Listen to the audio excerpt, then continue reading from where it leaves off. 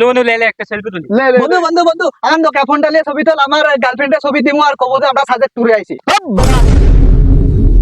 Nokia phone নিয়ে ছবি তুলতে আসছে। বন্ধু দেখতে আমার অভিনয়টা হয় নাকি? বন্ধু বন্ধু আমাকে একটা সেলফি দিলে আমার গার্লফ্রেন্ড লোক ছবি তোমার ক্রিজ করে চুল সব সময় তো এরকম করিস। স্টপ, এনাফ এ লট। আমার এক দফা এক দাবি, আর সন্ধ্যাবেলা স্টেটাস এক বন্ধু বন্ধু বন্ধু এটা ক্লিজ গেলে তুই স্টোরি দে। ও দেখি ক্রিজ করে চুল কি স্টাইল দেশ।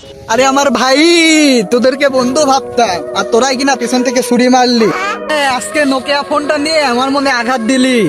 কতদিন বললে আমার হরমোন প্রবলেম, তারপর বললে আমি নাকি রাশিয়ান সাঁওতাল বংশের, তখন কি কিছু বলছি? স্টোরি দিছি, দেই না। আরে ভাই পার্থক্য শুধু একটাই, তোরা ফ্রিল্যান্স আর আমি লেব্বা। আর একদিন পরীক্ষায় ফেলই করাই দিলি, তাও কিছু বলি না। আচ্ছা তোরা খুশি তো? তোরা খুশি থাকলেই তোদের খুশিতেই আমার খুশি। আজকে কি বলছিলাম? নোকিয়া ফোনটা নিয়ে বন্ধু বন্ধু একটা ছবি তোল, আমার গার্লফ্রেন্ডের দিমু। তুই এটা কি করলি? তুই এবার ওটা অভিনয় করে দেখাইলি। অভিনয় না বন্ধু, সেরা হয়েছে। তুই তুফান মুভিতে জয়েন দে।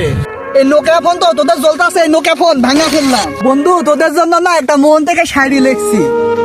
আমার বন্ধুদের মাঝে আমার নোকিয়া ফোনটা বের করা হয়েছিল অনেক ভুল, আমি নাকি ক্রিজ গেলে নিচে চুল।